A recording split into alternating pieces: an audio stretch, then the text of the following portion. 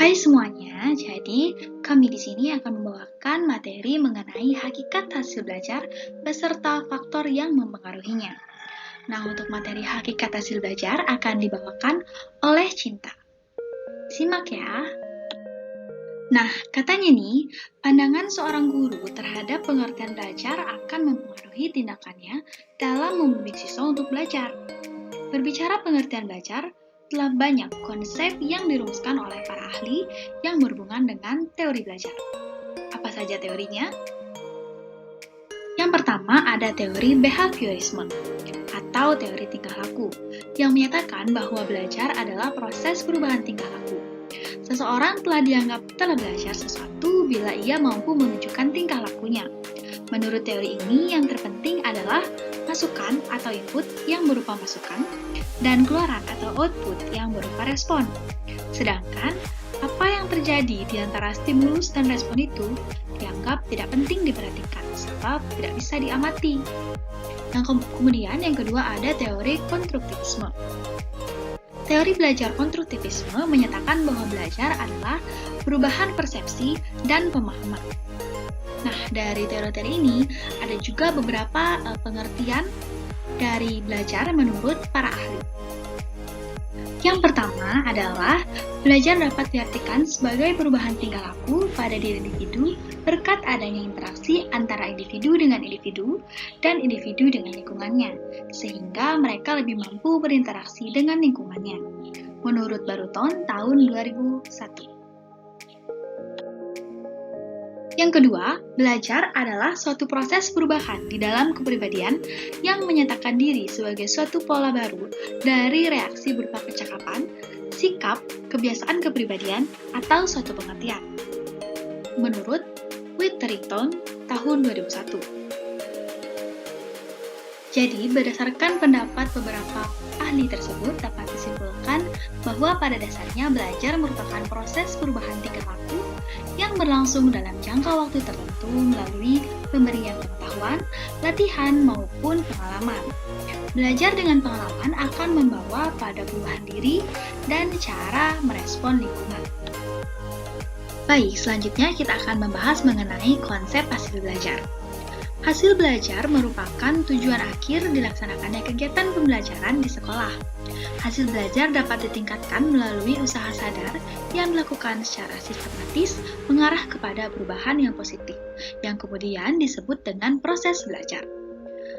Akhir dari proses belajar adalah perolehan suatu hasil belajar siswa. Hasil belajar siswa di kelas terkumpul dalam himpunan hasil belajar kelas. Semua hasil belajar tersebut merupakan hasil dari suatu interaksi tindak belajar dan tindak mengajar.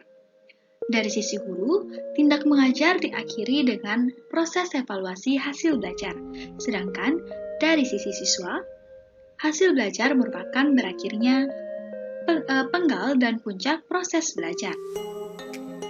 Adapun pengertian hasil belajar menurut para ahli. Yang pertama, hasil belajar adalah kemampuan-kemampuan yang dimiliki murid setelah ia menerima pengalaman belajarnya. Menurut Sujana N. tahun 1995. Lebih luasnya mengenai hasil belajar dikemukakan oleh Suprayati tahun 2003. Yang pertama, hasil belajar ranah kognitif berorientasi pada kemampuan berpikir, mencakup kemampuan yang lebih sederhana sampai kemampuan untuk memecahkan suatu masalah. Yang kedua, hasil belajar ranah afektif berhubungan dengan perasaan, emosi, sistem nilai, dan sikap hati yang menunjukkan penerimaan atau penolakan terhadap sesuatu. Dan yang terakhir, hasil belajar ranah psikomotorik berorientasi pada keterampilan motorik yang berhubungan dengan anggota tubuh atau tindakan yang memerlukan koordinasi antara syaraf dan otot. Berdasarkan pengertian dari para ahli tersebut dapat disimpulkan bahwa hasil belajar adalah kemampuan-kemampuan yang dimiliki murid setelah ia menerima pengalaman belajarnya, di mana kemampuan tersebut dapat berupa kemampuan kognitif, afektif, dan psikomotorik. Hasil belajar yang dicapai murid dapat dijadikan indikator untuk mengetahui tingkat kemampuan, kesanggupan, dan penguasaan tentang materi belajar. Menurut secara N, ada pun manfaat terhadap kajian hasil belajar. Di antaranya, yang pertama, memperbaiki program pengajaran pada masa berikutnya. Meninjau kembali dan memperbaiki tindakan mengajarnya dalam memilih dan menggunakan metode mengajar, mengembangkan kegiatan belajar murid, bimbingan belajar, serta tugas dan latihan. Ketiga, mengulang kembali bahan pengajaran yang belum dikuasai oleh murid. Dan yang terakhir, melakukan diagnosis kesulitan belajar murid sehingga ditemukan faktor penyebabnya. Oke, materi selanjutnya yaitu faktor yang mempengaruhi hakikat hasil belajar yang akan dibahas oleh Rena. Secara umum, faktor-faktor yang mempengaruhi keberhasilan belajar dapat dibagi menjadi dua bagian, yaitu yang pertama ada faktor internal. Faktor internal dapat diklasifikasikan dalam dua kategori, yaitu yang pertama ada faktor fisiologis. Faktor fisiologis adalah faktor-faktor yang berhubungan dengan kondisi fisik individu. Faktor yang kedua yaitu faktor psikologis. Faktor psikologis adalah keadaan psikologis seseorang yang dapat mempengaruhi proses belajar. Selanjutnya, kita akan bahas satu-satu ya. Dalam faktor fisiologis, keadaan jasmani pada umumnya sangat mempengaruhi aktivitas belajar seseorang. Kondisi fisik yang sehat dan bugar akan memberikan pengaruh positif terhadap kegiatan belajar individu. Sebaliknya, kondisi fisik yang lemah atau sakit akan menghambat tercapainya hasil belajar yang maksimal. Selama proses belajar berlangsung, peran fungsi fisiologi pada tubuh manusia sangat memengaruhi hasil belajar, terutama dalam panca indera. Panca indera yang berfungsi dengan baik akan mempermudah aktivitas belajar dengan baik pula. Dalam proses belajar, panca indera merupakan pintu masuk bagi segala informasi yang diterima dan ditangkap oleh manusia, sehingga manusia dapat mengenal dunia luar. Selanjutnya, faktor psikologis. Beberapa faktor psikologis yang utama memengaruhi proses belajar, yaitu yang pertama adalah kecerdasan atau inteligensi siswa. Kecerdasan merupakan faktor psikologis yang paling penting dalam proses belajar siswa, karena itu menentukan kualitas belajar siswa. Semakin tinggi tingkat inteligensi seorang individu, maka akan semakin besar peluang individu tersebut meraih sukses dalam belajar. Sebaliknya, semakin rendah tingkat inteligensi individu, maka akan semakin sulit individu itu mencapai kesuksesan dalam belajar. Faktor yang kedua yaitu motivasi. Motivasi adalah salah satu faktor yang memengaruhi keefektifan kegiatan belajar siswa. Motivasilah yang mendorong siswa ingin melakukan kegiatan belajar.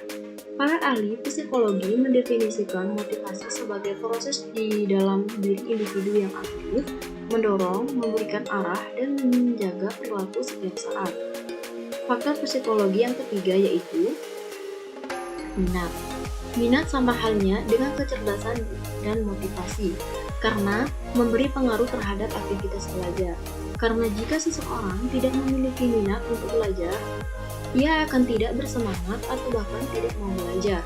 Oleh karena itu, dalam konteks belajar di kelas, orang guru atau pendidik lainnya perlu membangkitkan minat siswa agar tertarik terhadap materi pelajaran yang akan dipelajarinya.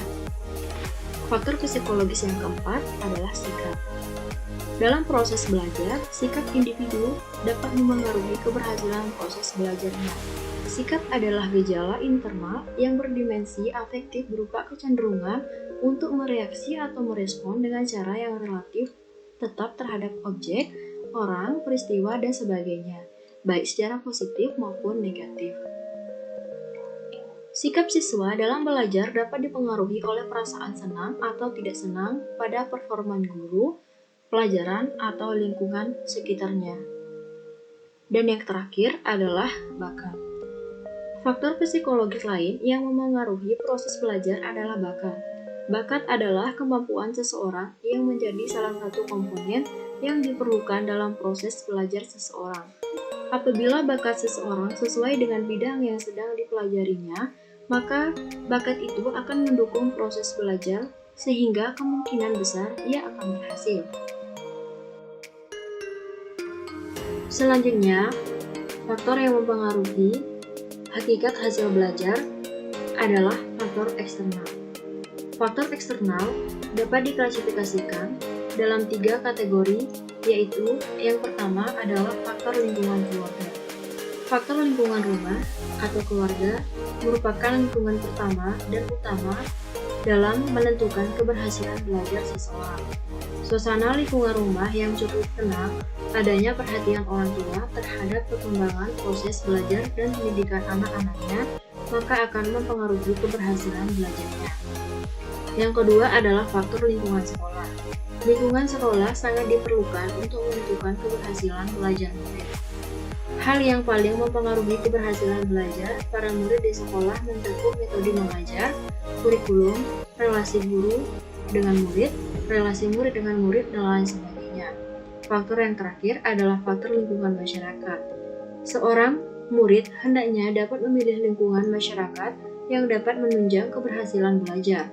Masyarakat merupakan faktor ekstern yang juga berpengaruh terhadap belajar murid karena keberadaannya dalam masyarakat. Lingkungan yang dapat menunjang keberhasilan belajar diantaranya adalah lembaga-lembaga pendidikan non-formal seperti kursus bahasa asing, bimbingan tes, pengajian remaja, dan lain sebagainya. Maka para pendidik, orang tua, dan guru perlu memperhatikan dan memahami bakat yang dimiliki oleh anaknya atau peserta didiknya. Antara lain dengan mendukung, ikut mengembangkan, dan tidak memaksa anak untuk memilih jurusan yang tidak sesuai dengan bakatnya. Baik, sekian pembahasan dari kami. Apabila ada kesalahan kata, kami memohon maaf yang sebesar-besarnya, dan semoga materi yang kami berikan dan paparkan bermanfaat bagi kalian semua. Terima kasih.